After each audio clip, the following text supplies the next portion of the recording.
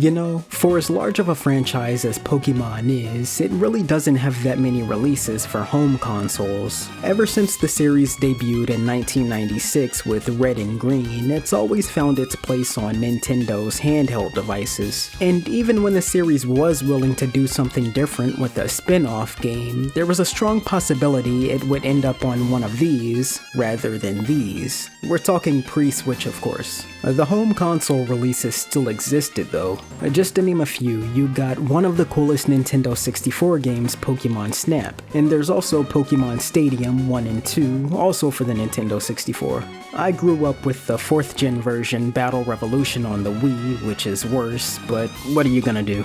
And who can forget Pokémon Tekken, the arcade fighting game that was turned into a Wii U and Switch game. I'm actually surprised there aren't more traditional fighting games from the Pokémon series. I think there's a lot more they could do with that concept. The GameCube era interests me the most when it comes to Pokémon spin-offs though, because this was when Nintendo released 2 Pokémon games that weren't too far detached from their mainline RPGs. Pokémon Colosseum and Pokémon XD Gale of Darkness, both developed by Genius Sonority, a studio created by former Dragon Quest developers. Interestingly enough, Genius Sonority was actually funded by Nintendo with the specific goal of making Pokémon spin-offs for home consoles, although they have dabbled in other projects like the Dimpamin. You've probably seen these characters around before. I'm gonna talk about both of these games, starting with their first project, Pokémon Colosseum. Released in November 2003 for Japan and March 2004 for North America, Pokémon Colosseum is yet another game I've heard of and always wanted to get around to, but just never did for some reason. So I knew very little about this game going into it. I knew that it took place in an original region, and that it was supposedly darker and more difficult than most Pokémon games, but other than that, I went in completely blind. And I gotta say, I'm glad I knew so little about this game because I got to experience one of the most original Pokémon RPGs I've ever played.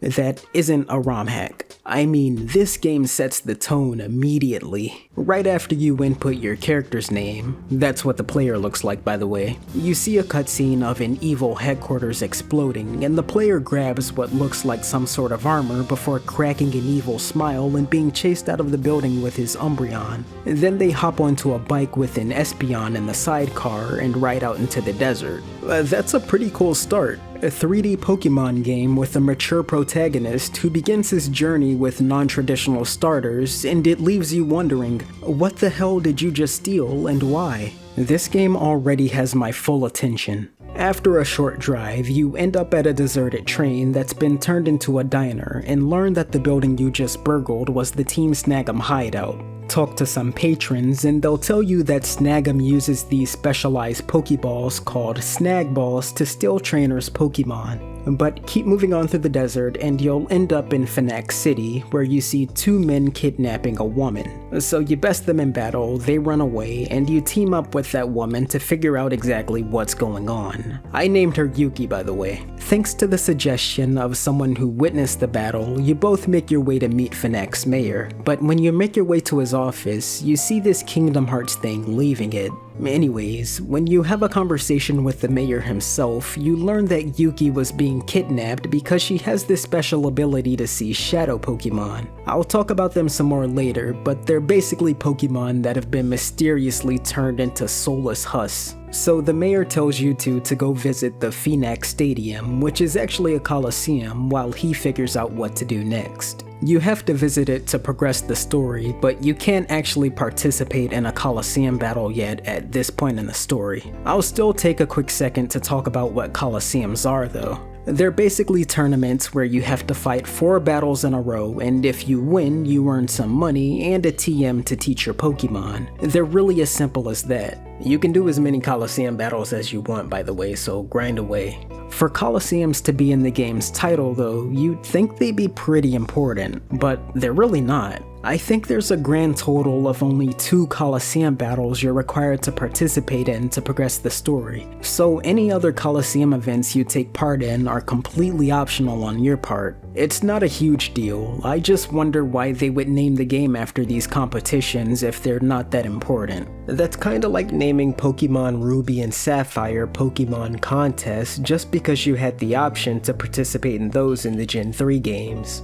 After you leave Phoenix Colosseum, you'll meet some Snagging grunts and learn that we, the player, is a former Snagging grunt himself who's turned rogue for some reason. Also, that piece of armor we stole earlier is actually a device called a snag machine, and it's what turns Pokeballs into snag balls. Theoretically, you can steal any Pokemon with this device, but Yuki only wants you to use this snag machine to capture shadow Pokemon and purify them. I'll get back to that in a second also. So after leaving Phoenix City, the player and Yuki basically go on a quest to save all these shadow Pokemon and figure out where they came from. That's pretty much all you need to know about the story for now. Well, that and this game takes place in the original Orre region, which is based on Phoenix, Arizona.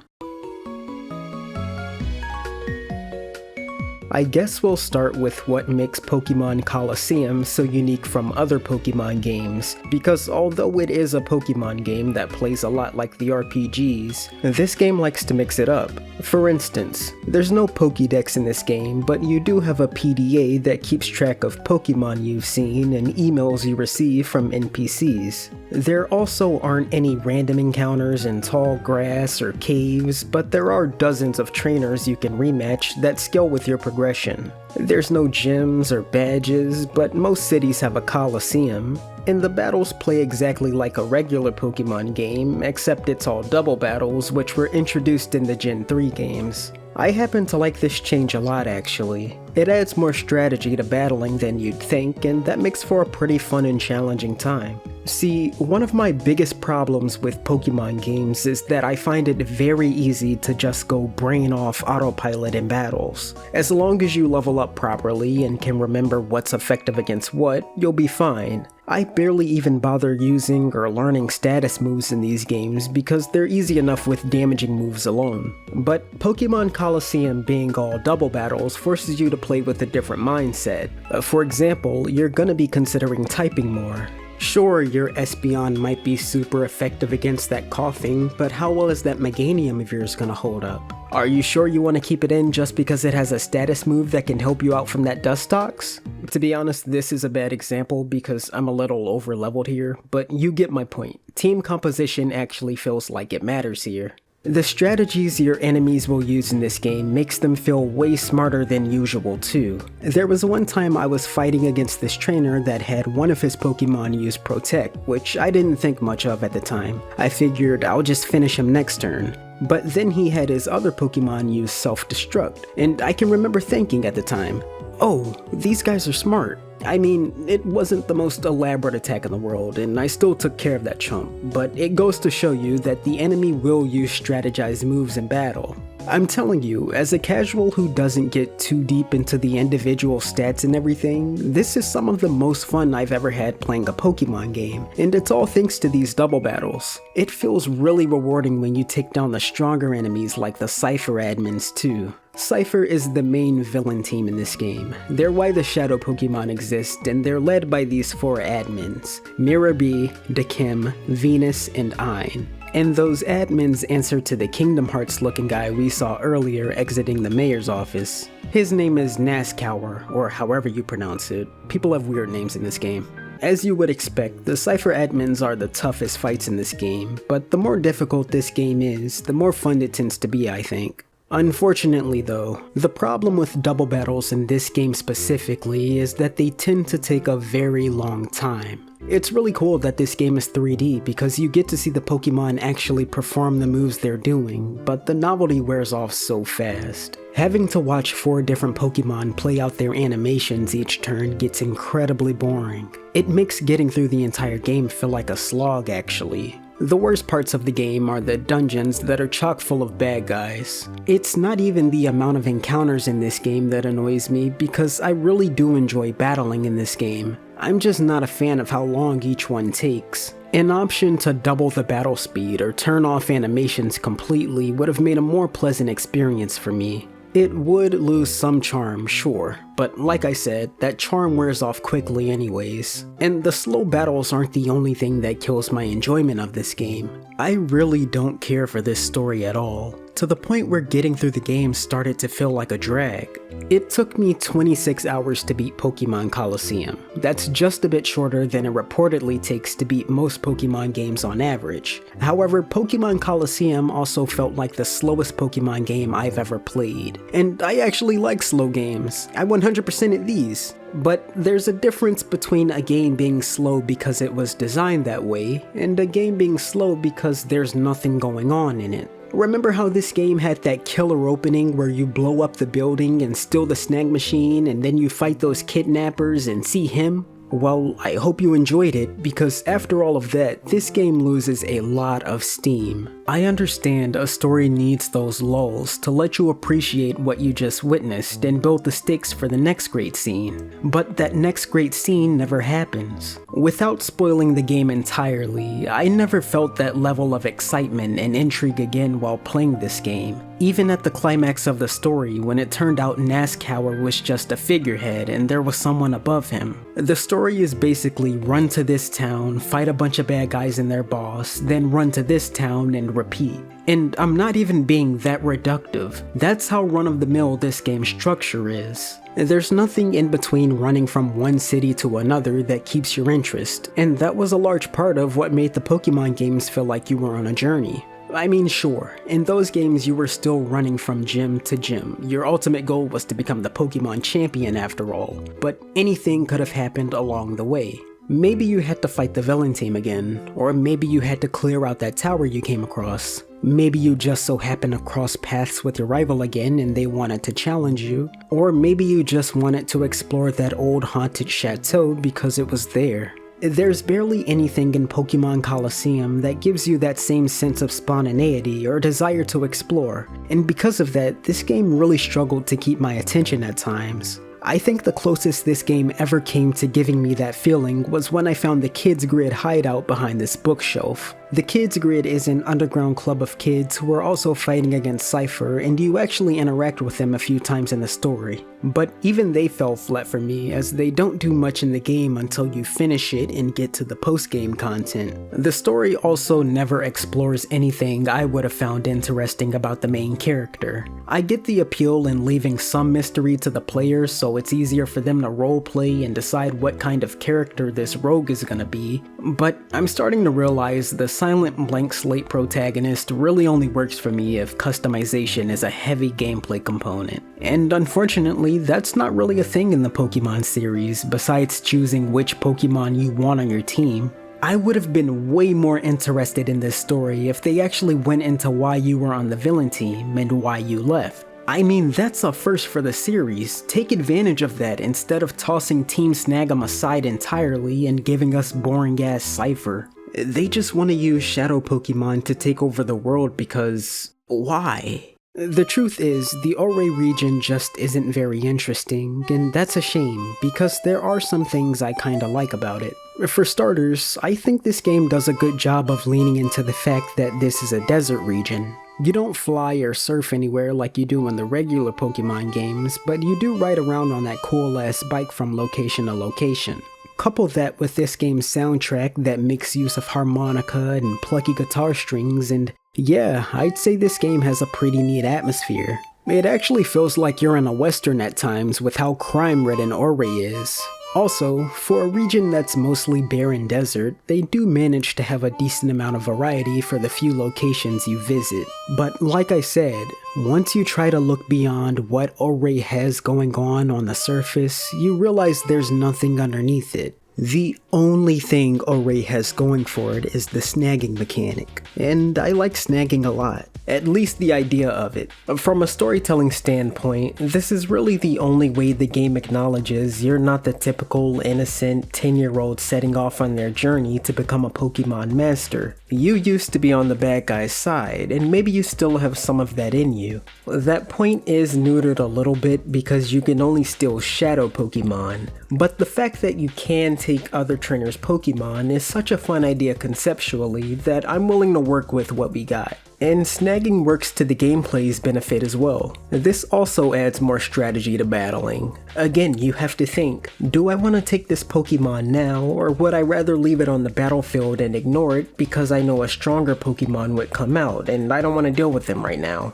Sometimes you gotta snag that Pokemon quick because stupid trainers will use moves like Earthquake turn 1 and kill their own Entei that you desperately wanted to catch. And if you do leave a snaggable Pokemon in, you gotta account for it killing itself through recoil. Yeah, all Shadow Pokemon in Colosseum have this special typeless move called Shadow Rush, and if they use it, they can hurt themselves with recoil. Granted, they don't take a lot of damage for using this move, but you can find yourself in situations where you've damaged them a little to make them easier to catch, but then you run the risk of them knocking themselves out thanks to using this move. Oh, and here's something fun. If you ever get tired of the game blueballing you with Pokemon you're trying to catch, you can perform a handy infinite glitch with the Master Ball. It's actually pretty easy too. I'll explain how it works. On your first Pokemon's turn, you just have to go into your items and use the Master Ball as normal on the snaggable Pokemon. Then when it gets to the second Pokemon, you have to go back into your items and sort the Master Ball in any other slot. It doesn't matter.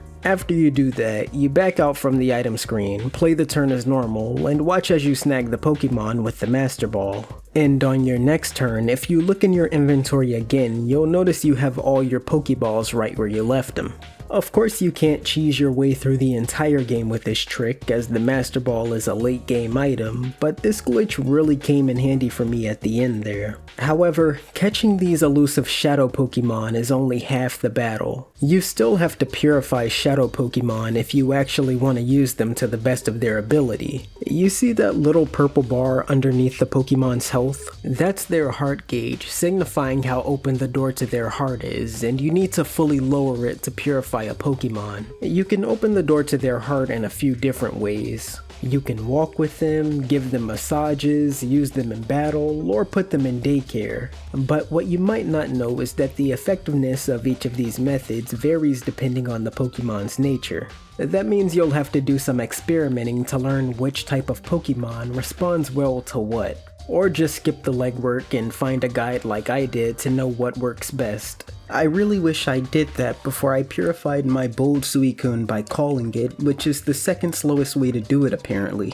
Calling is the final new battle mechanic in Colosseum by the way, and it only serves one purpose, which is to calm your Shadow Pokemon down when they go Hyper Mode. And the only way for the Pokemon to enter this state is to make it use its first learned move, Shadow Rush. If you make your Pokemon use this move and they turn into a Hype Boy, then you can calm it down by calling it. It's a pretty inconsistent way of lowering a Pokemon's heart gauge because they aren't guaranteed to go Hyper Mode each time you use Shadow Rush, but for Pokemon this method works great on. It's a pretty quick way to purify them. Also, for each bar you deplete in this heart gauge, your Pokemon will learn one new move, but it'll keep Shadow Rush until you complete the purification by interacting with a shrine called the Relic Stone. Once you do, the Pokemon becomes normal again and replaces Shadow Rush with whatever its fourth move is.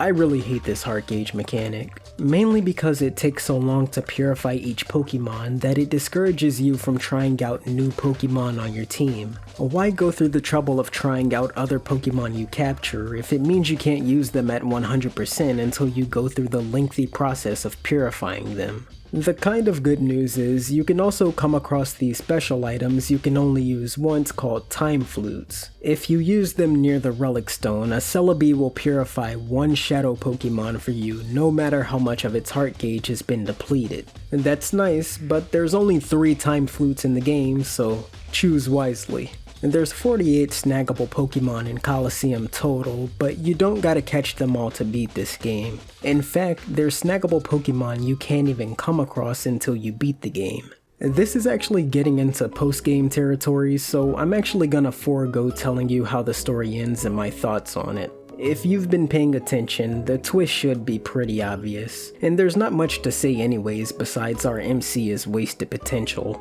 What I really want to talk about is that Ho that flies across the sky at the end of the game, because you can actually obtain that Pokemon in this game. To get the legendary bird, it's a long, arduous process that involves not only snagging and purifying all 48 Pokemon, but also clearing all 100 zones in the Mount Battle tournament. Mount Battle is a location in Orre that features 100 battles against 100 trainers, which you probably could have guessed, but you don't actually challenge the Mount Battle that's featured in the game's story. You gotta do the Mount Battle challenge that's in the game's battle mode. I haven't even explained battle mode yet either, but it should be pretty self-explanatory what it is. Think Pokemon Stadium, but with Gen 3 Pokemon and double battles. It also consists of a few bonus modes where you can rematch Colosseums and Mount Battle as I mentioned before. Now, normally I like to complete games and see everything it has to offer, but I'll just tell you, I stopped my journey to catch this Pokemon pretty early. I was looking at guides to find Pokemon I wasn't able to snag on my first go around, which wasn't the worst part, but once I realized how long it would take to purify all of them and then do the Mount Battle gauntlet, I just tapped out.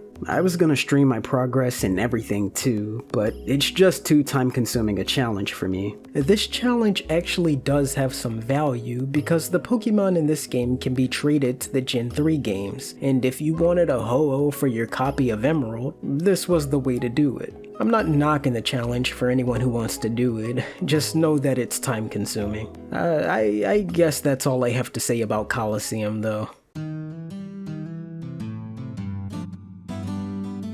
I didn't enjoy this game as much as I wanted to. I think it takes some rewarding risks when it comes to remixing the established Pokemon formula, but whenever this game does anything original, it just falls flat for me. The Orre region has next to nothing going on. Purifying Shadow Pokemon feels like a chore, and besides the gameplay problems, I thought the story was a gigantic disappointment as well. Such a great intro that peters out, and such great potential for an MC they just do nothing with. Colosseum just feels like it's lacking everywhere, in content, in story, in charm. For example, notice how there's a Groudon and Kyogre on the cover of the game and in the title menu, but they're nowhere to be found actually in the game. I really hate to say it, but I was let down by this game. As fun as double battles are, I'm probably never gonna come back to Colosseum again, but I do think there is potential for a really good game here.